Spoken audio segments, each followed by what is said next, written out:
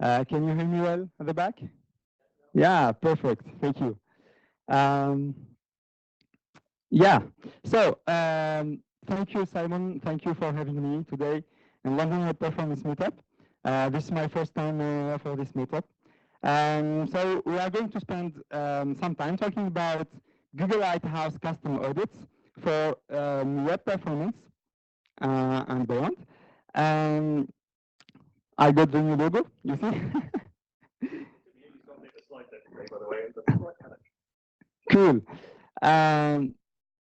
It doesn't work.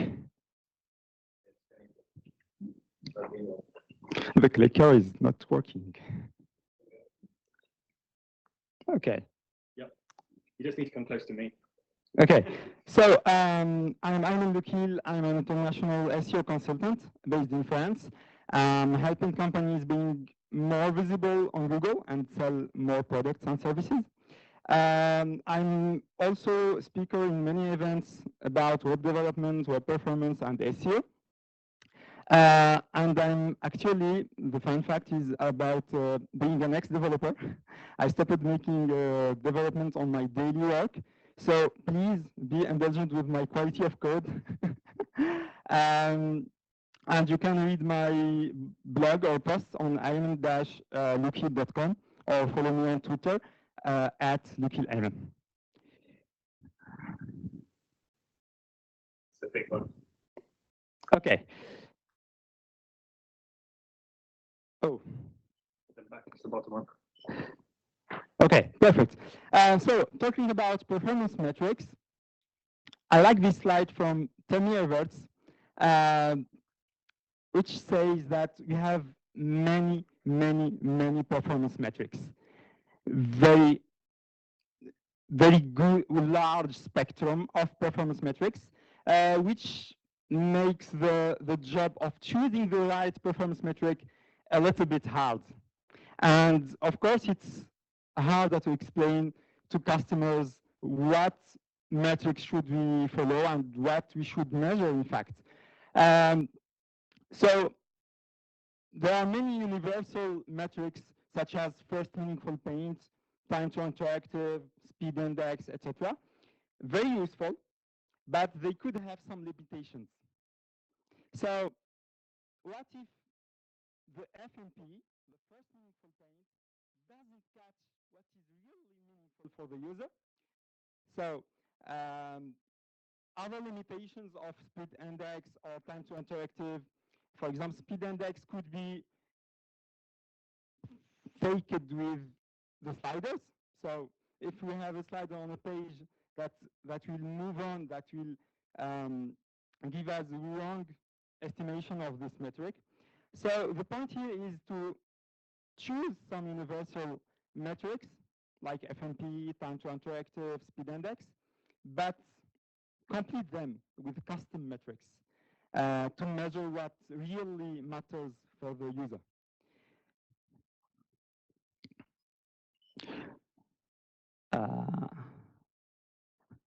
It's working.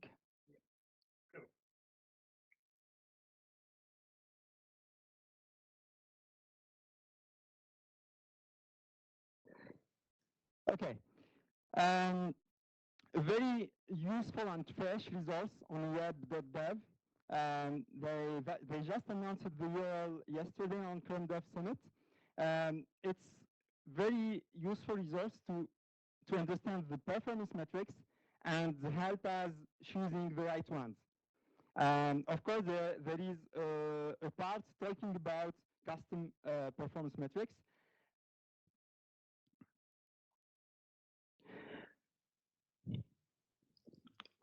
So, what custom metrics do you use already or imagine on your work? Anyone using custom metrics on daily basis? Yeah? We're a publisher, and it's example when the headline and heading code, then we have a custom metric for that. Okay, so the heading and the hero image. Okay, super. So this could be an example of custom metrics, time to hero image on a product page, for example. We could also have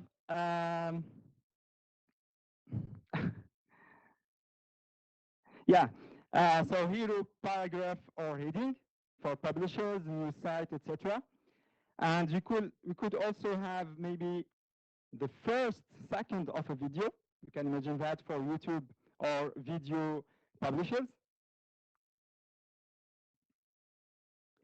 And why not for your business internal applications or SaaS software, the first elements, business elements on your interface. For example, for ticketing software, it could be time to first user story.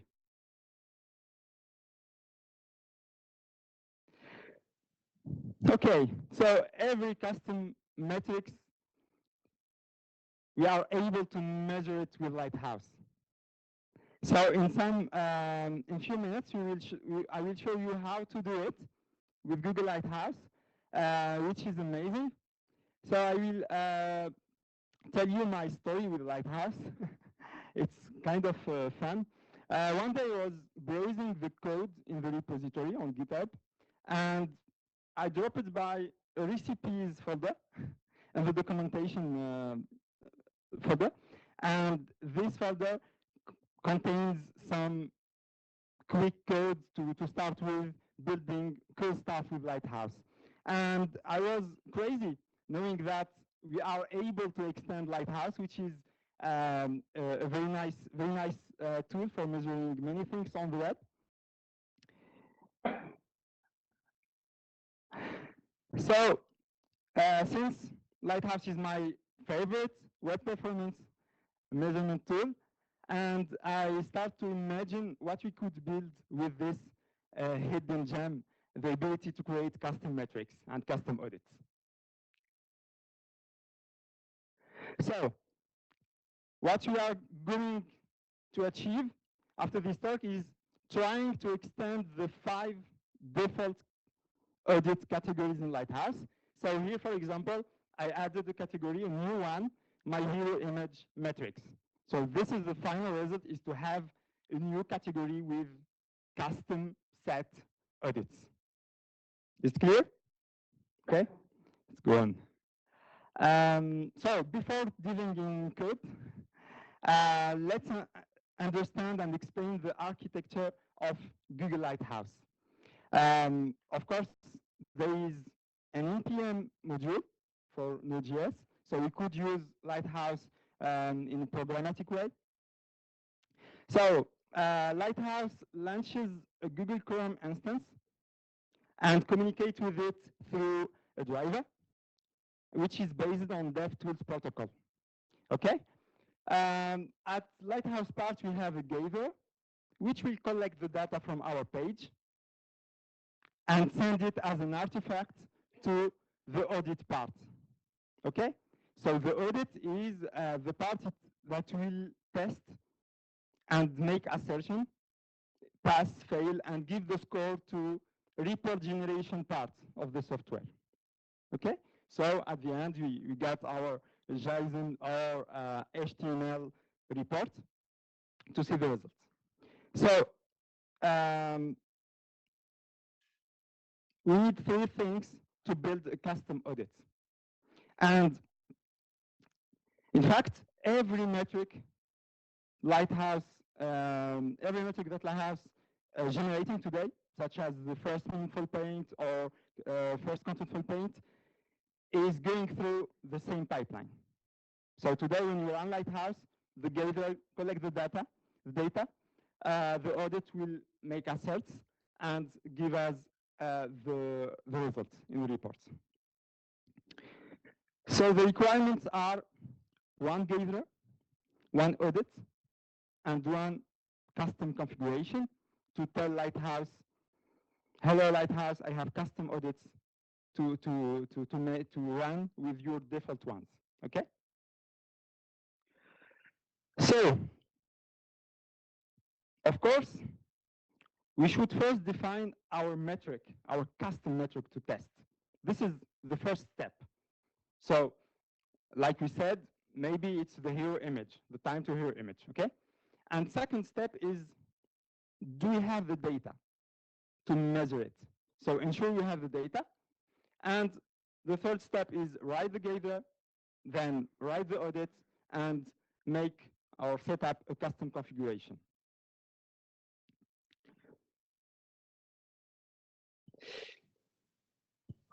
Okay, so let's take as a first example the time to hero image, and let's imagine that the threshold is 3 seconds.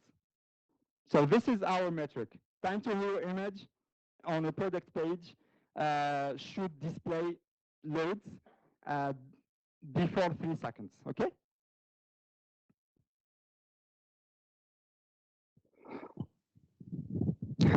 To get the data, so we need to mark something, to add some marker in the page to give us this information. And we can use user timing API, which is very cool and simple to use.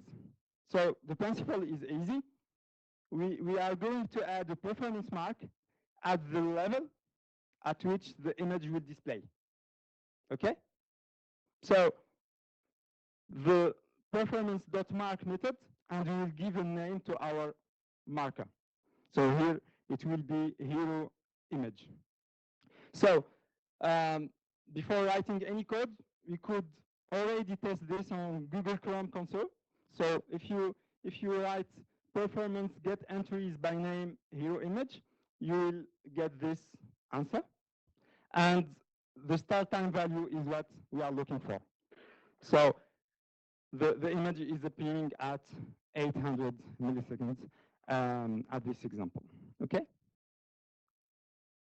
So we are going to open our product page and edit the source code, and we will add an unload element to add the marker.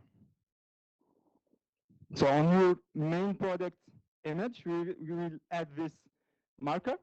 So window performance mark hero image. This one, clear marks, is optional, but to be sure to clear previously stored markers. This is optional, but it's recommended to do it. And just after the image tag, we are doing the same on a script tag. As Steve Saunders suggests on a blog post, we should take the higher value to be sure. Maybe the first value is just loading, but not displaying.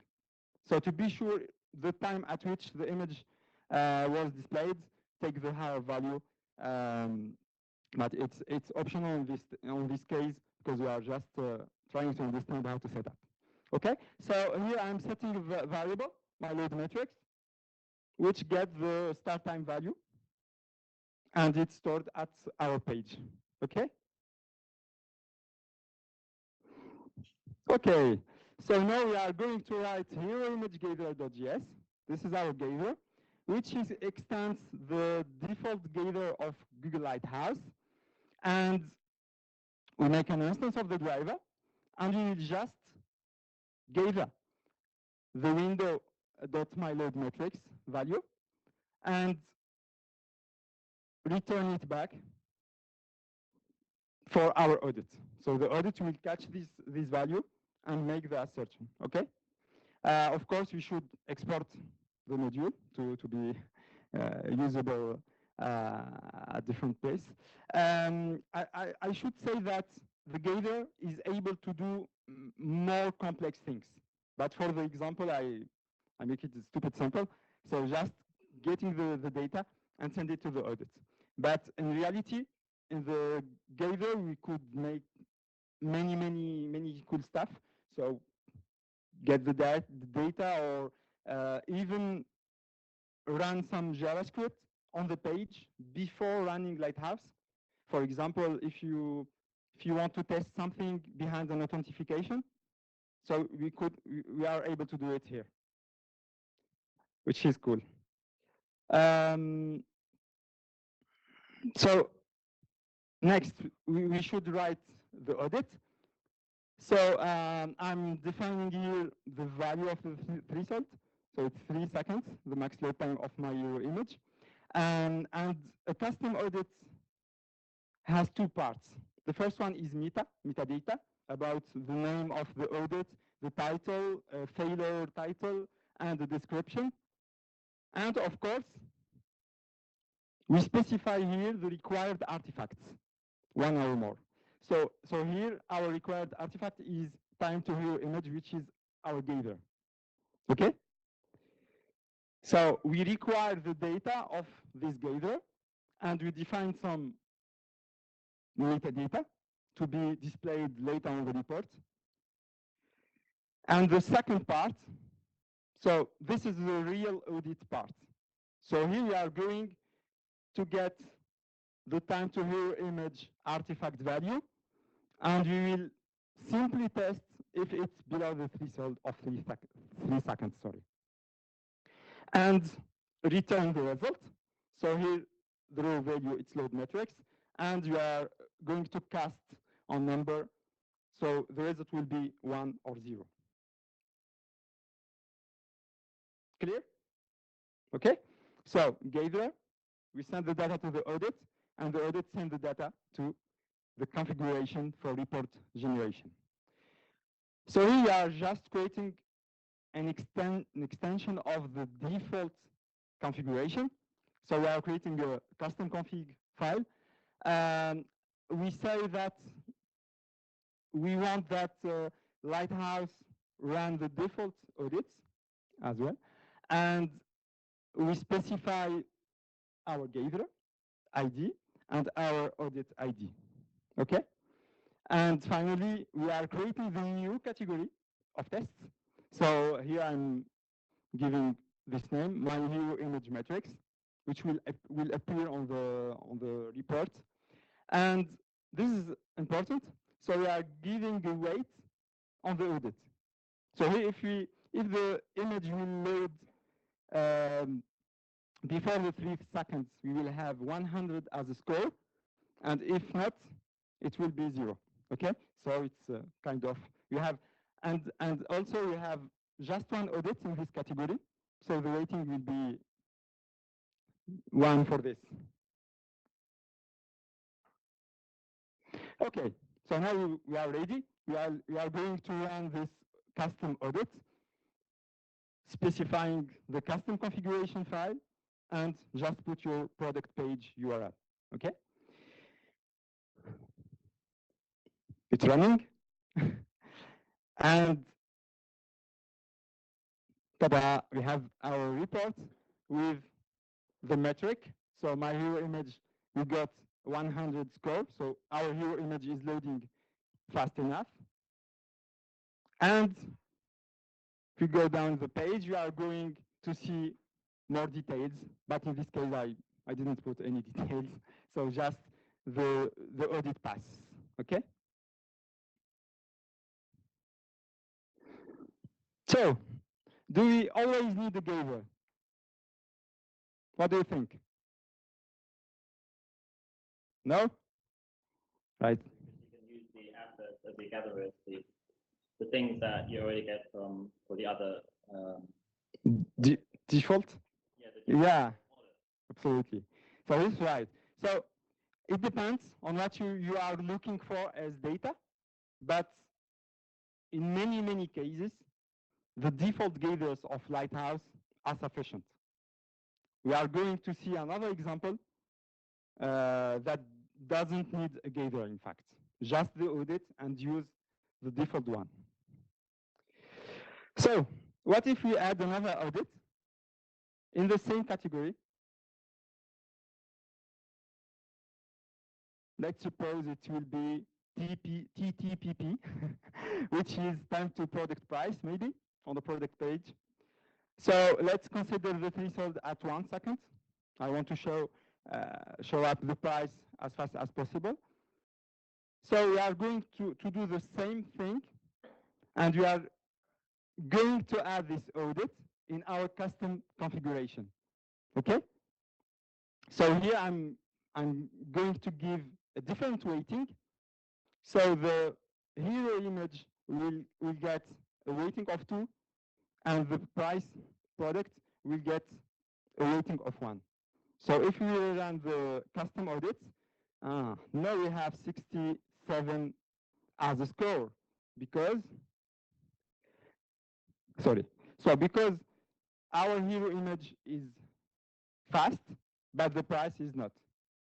Okay, so we have this possibility to weight differently the audits to have a score, which is done on default performance audits of Lighthouse. For example, the FMP, I think it's weighted on 3 or 2, and the TTI is maybe 2. Yeah. So this is a way to make ponderation and have a score. Okay. Are you okay for another example? Okay, let's go. I suggest this one. So it's very basic. It's the number of images on a web page. It's kind of quantitative metric of, okay? So let's set the threshold on 15, okay? So our metric is number of image. Simple gather. So we are not going to touch and edit our pages, okay? So we are just running the gather and the audit. So here I'm instancing the driver and make query select all image tag and then get the length. So how many image tag do we have on our page? Okay, simple. The audit. So the first part is the metadata. Donc, image metrics, image count audit, and our required artifact is image count, okay? And here, same principle. We are going to test if we have a number of images which is below the threshold or not, okay? Here I added a new attribute, which is display value, which will display the number of images on the report, which is kind of useful to see how many images my page has. Okay, so in the custom config, we have one audit, which is image count audit, and the report is, 0. Sorry, I can't see the details. Okay, so the details here. So we have 137 images on an Amazon listing page. Too many images. Okay. The third one, the last one. Okay, so we are going to create a new custom audit. This time without a gather. So we are going to use the default gather, which is DevTools log. Okay, and the metric is the total size of fonts used on our page, also quantitative metric. So required artifact is just an audit. So the required artifact is DevTools logs. And the audit is, of course, you are going to get all the logs of network requests of our pages and test if it's resource type font. If it's a font, we will count the total bytes. So we will add, let's suppose we have 4 fonts. We are going to make a sum, a total of the transfer size, okay? So this is the way to do it.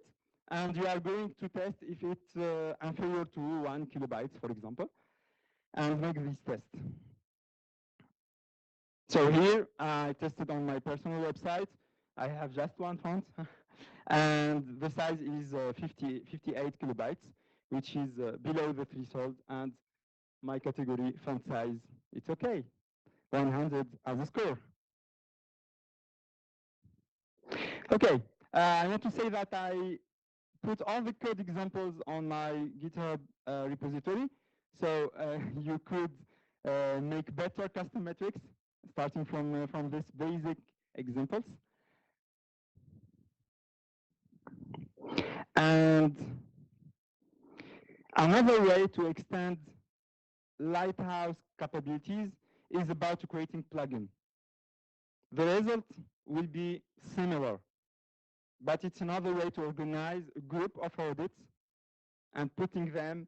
For example, we could imagine a plugin for WordPress, which is the case. The Lighthouse team are working on it, or for Angular or React.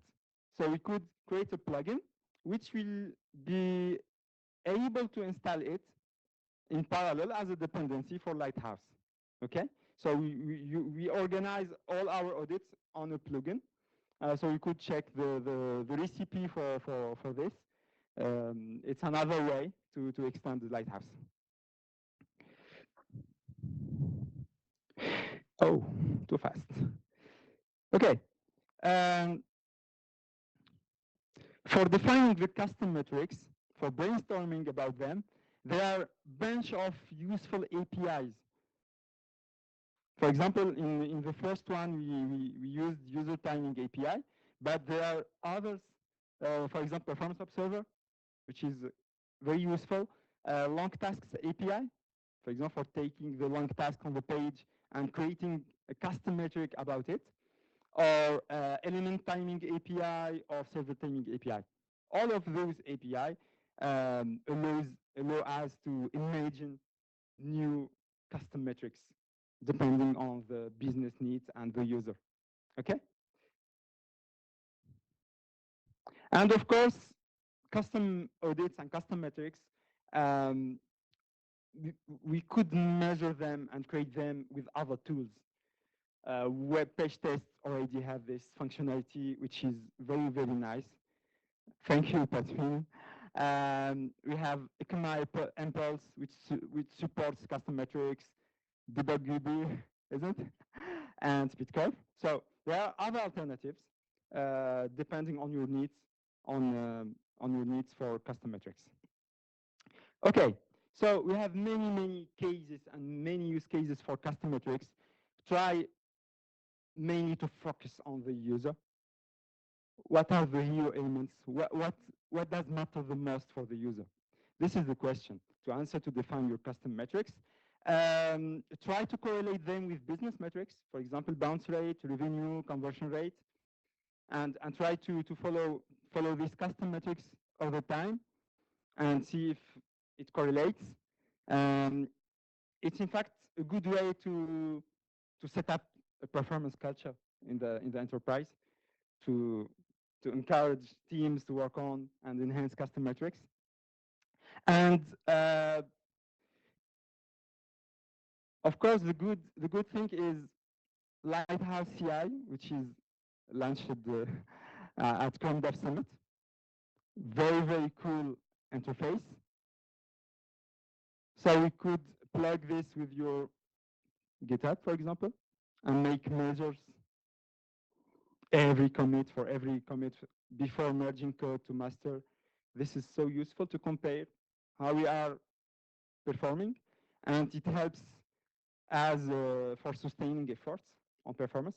So this is very, very nice to try and to set up in development framework and workflow. This is Diana, thank you, and I would love to answer your questions.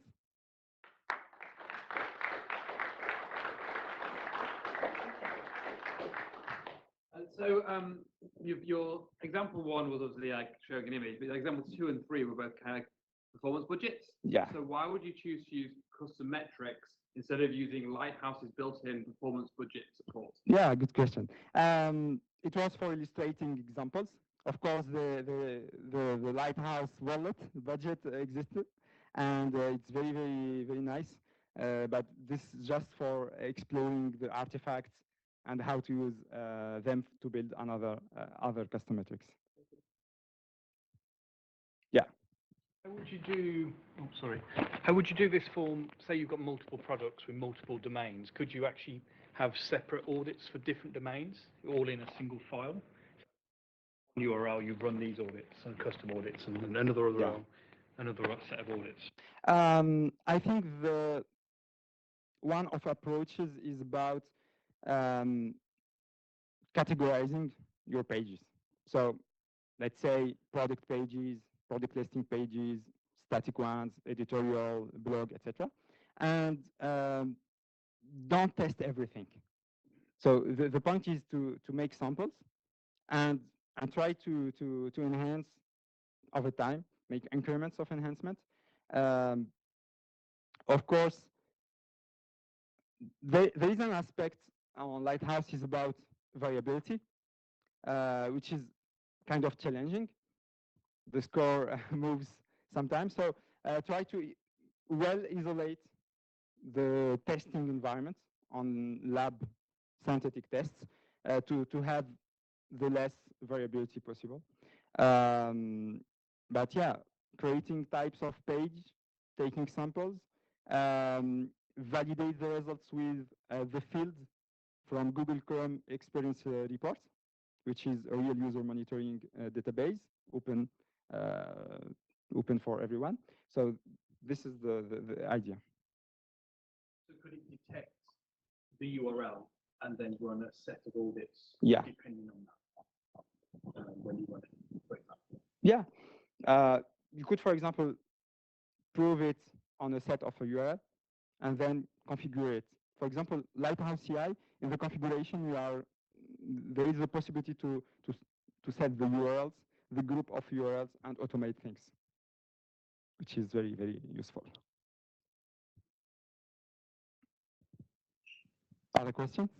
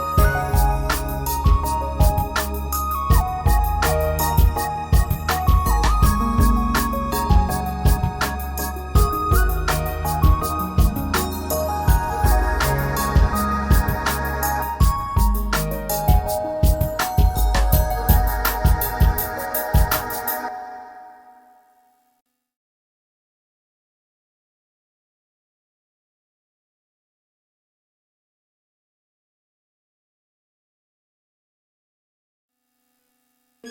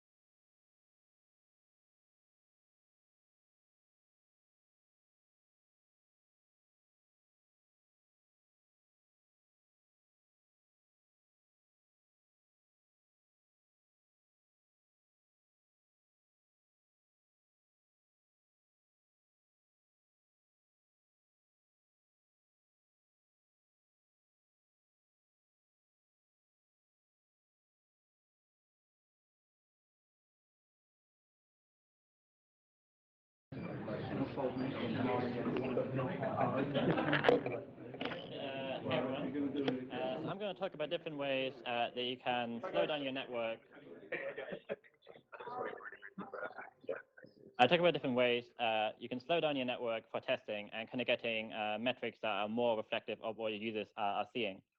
So the reason why I think about this a lot is because I'm building a tool called DebugBear that kind of monitors your website and it's based on Lighthouse. So like once a day, I'm going to open Chrome, I'm going to load your site, but because I'm in the cloud on like a server, the site is going to load really, really quickly, and it won't be representative of what you get for a real user. So that's why you have to throttle the network. So yeah, so that's the first reason, just to kind of get a better, more realistic experience than what you get in like a tech office or on a server. The other reason is that you want your metrics to be more consistent. So if the speed of your network connection varies over time, some days you might see that your website is becoming much faster, and you won't know if you actually made an improvement to your website, or if actually all that happened is that you have a faster Wi-Fi connection today. So there's three different methods I'm going to talk about. Browser level throttling in Chrome DevTools, packet level throttling, we slow down each packet at the operating system level, and then simulated throttling, which is the default throttling method for Lighthouse. Before I talk about throttling, I want to talk a bit about network requests and how they work. So there's basically 4 different steps to network requests. First, you have to get the IP address from the domain by doing a DNS lookup. Then you have to establish a TCP connection, which is another round trip. You do another round trip for HTTPS. And then finally, you do the round trip that actually does the HTTP request and gets the response back. And depending on how big the response is, it might also take some time just to download the response. So this is a very poor simulation of a high latency connection. You can see there's all these round trips. And yeah, so there's a packet going back to the server, there's a packet going back to the client. And also, I'm simulating a 200 millisecond response time for the actual HTML response here. This is a very poor simulation because it kind of assumes that you just have a wire straight from your phone to the web server, which is not realistic. But I just use this kind of model for this talk. Oh, no. Right. So first, I'm going to talk about Chrome DevTools and how throttling works there. You might have seen there's this network tab, which has this kind of dropdown that allows you to select different presets. The one I'm going to use is fast 3G because that's the one that Lighthouse is using by default. And the reason why we kind of simulate a 3G connection is because mobile connections are much slower and have much higher latency than you would get on Wi-Fi. So in addition to just like traveling to maybe the US or wherever your server is, the network also has to go to the ISP first, and that takes a while. So this is an example. I'm loading the BBC website, and I have network throttling enabled in DevTools. And you can see it loads much more slowly. And this is great because now I can kind of debug all my placeholders and stuff like that, and kind of see how, on a slow connection, how my how my website would render. Yeah, and this is how this is going to work. This is actually quite laggy, but basically what you should have been able to see is that the packet kind of went back very quickly for the initial connection because they were not actually throttled. And then what happens is, at this point, the response is being held back for 500 milliseconds. So it's not like each round trip that has an additional delay. It's just that if the final HTML response comes back before this 560 millisecond timing, then it's being held back a little more until this kind of threshold is reached. And I think earlier I mentioned it's 150 milliseconds of round trip time being simulated.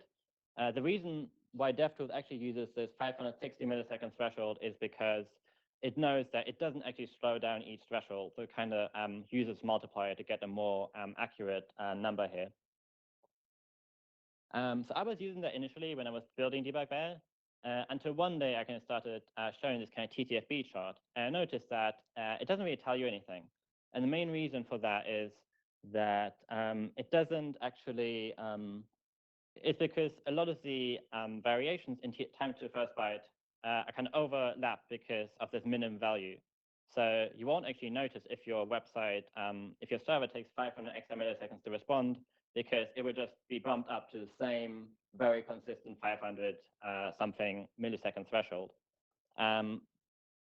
So that kind of makes it, that's good because it kind of reduces your variability, but it also kind of reduces some of the realism. And there might be some changes that you won't notice because of the way this throttling method works. So the next option is packet level throttling, where you actually add the extra delay to each individual packet that's being sent around. Yeah. So you can see that the actual main bit where you actually travel to the server is going to be the same speed still. But every time the packet leaves your client with the packet level throttling enabled, it's being held back for 75 milliseconds. And that's kind of what's adding the delay. So this should move a bit more smoothly, but it doesn't. So yeah, you can see one of the good things here is that if my web server is taking more time to respond, that extra response time is added on top of the response time. And it I get a more realistic estimate. And if my web server takes 500 milliseconds extra, I can actually see that in the chart. If you look at the TTFB chart, though, there's one big problem, which is that now you have all these kind of different things, and everything is all over the place. So this is like very realistic, but it's much harder to interpret, and you have a lot more variability between each run. Yeah, so that's kind of harder to figure out. So how do you actually do that? Well, it depends on the operating system you're using. On Linux, there's a tool called TC that allows you to kind of add the delay to each round trip at the operating system level. And there is also a tool called Comcast, which kind of wraps around, so it's a platform agnostic tool and kind of wraps around, for example, TC and Linux or some other things, depending on the platform that you're using. So it's nice in that packet level throttling is very accurate, but it's not super usable. So it applies to all applications because it's done at the operating system level. So if you're using Slack or if you're reading some documentation, that will also be slowed down while you have this enabled.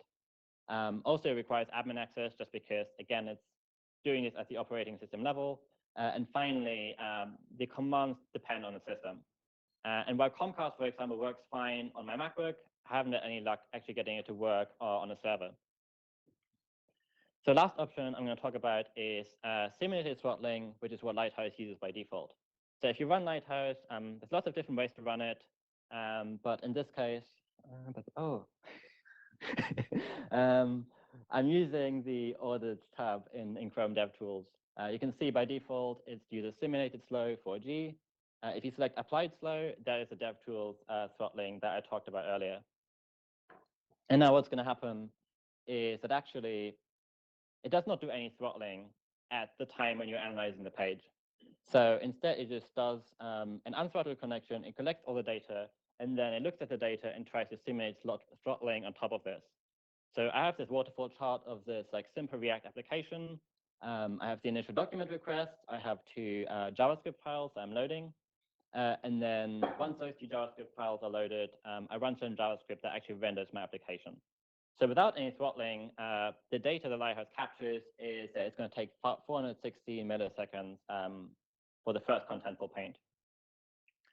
So what Lighthouse does, it has this simulation feature that basically simulates every TCP connection, it simulates every round trip, and actually makes the connection slower and simulates how, if the connection had been slower, if the round trip time had been bigger, what would have happened, or like if the bandwidth had been slower or smaller, whatever, as well.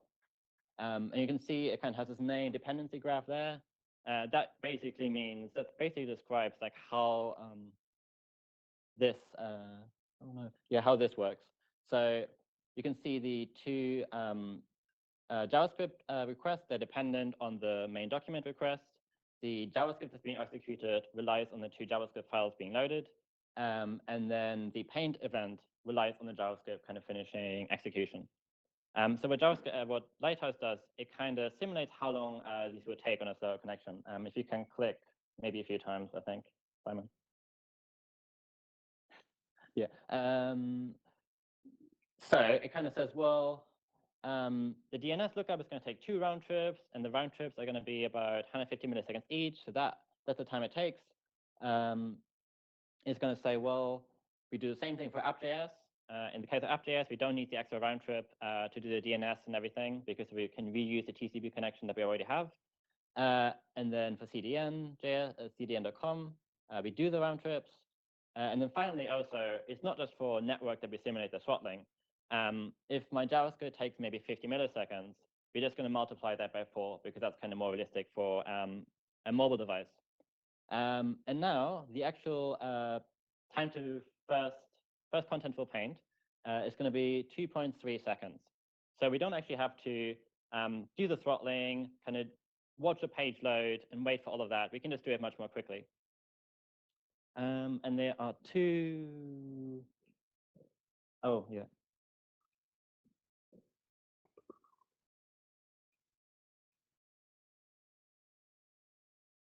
There are 2 advantages here. One is that you have very low variability because you're really in control of exactly what the round trip time is. And you don't have to worry too much about like what variability is kind of introduced by the actual physical reality that's kind of underlying your page load. And also, this is much faster to run because you saw earlier, it only took us 500 milliseconds to load the page, but then the throttle result was about 2.5 seconds. So in that case, it would have been 5 times faster to actually load the page. And that's part of what allows this to be kind of used for maybe PageSpeed Insights or web.dev, because if you say have a 5 megabyte image and you want to load that in a 3D connection, it would normally take like a minute or whatever. Whereas with this, you can just kind of load it really quickly and then kind of figure out all the metrics after the fact. So yeah, so this works kind of. It works generally well, but there are some edge cases where it doesn't work too well. So for example, I have this test page, and all it does is make like 4 JavaScript requests, 4 AJAX requests that finish in about 2 milliseconds. It does another 3 that finish after 10 seconds, and then it has the first contentful paint. So the first contentful paint, it should be after maybe 11 seconds. But if you can actually run this with Lighthouse, what you can see is actually much sooner. And that's because of the way that kind of the throttling is simulated. You can speed index you can see is higher.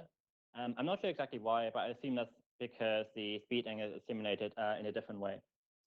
And for comparison, this is the result that I would get if I use DevTools throttling.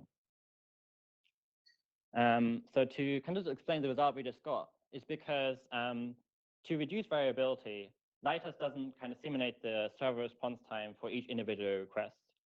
So we had 4 responses after 200 milliseconds and 3 after 10 seconds. And that's kind of on the same origin, on the same connection. And Lighthouse is going to say, well, the server response time for that server is a median. So that's 200 milliseconds. And that's kind of why we get the discrepancy between what really happened and the simulated result. Right, so to summarize, this is just an overview of the different options. I think the main thing I want to point out is that Lighthouse makes certain assumptions, for example, around how many round trips there are. For example, it assumes that the DNS lookup takes about 2 round trips, when it might be more or fewer. And also it assumes that the SSL connection only requires 1 round trip, when often you need 2.